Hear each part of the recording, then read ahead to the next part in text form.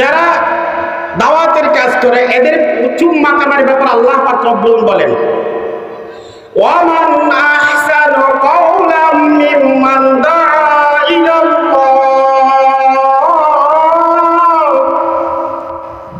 ওয়া আমিলা সালিহান ওয়া ক্বালা ইন্নানি মিনাল মুসলিমিন।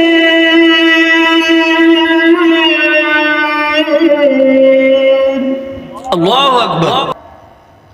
যারা দাওয়াত দেয় এবং নিজে আমল করে, দুইটা কাজ একসাথে করে, তাদের কথা চেয়ে আর কার কথা উত্তম? আল্লাহ পাক রব্বুল বলেন, যে ব্যক্তি মানুষকে দাওয়াত দেয় আল্লাহর পথে আর নিজেও আমল করে, দুইটা কাজ একসাথে করে, আল্লাহ বলেন তার কথা চাই, তার মুখের জবান থেকে, তার কথা থেকে দুনিয়াতে আর কোন কথা উত্তম হতে পারে না। এই দায়িত্বটা আমরা আলেমরা পালন করি, আপনারাও পারবেন।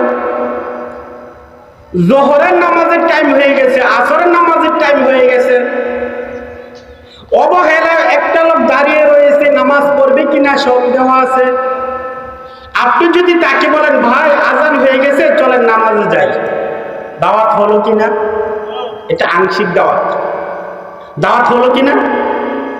যদি আপনি এই দাওয়াতটা দিতে পারেন,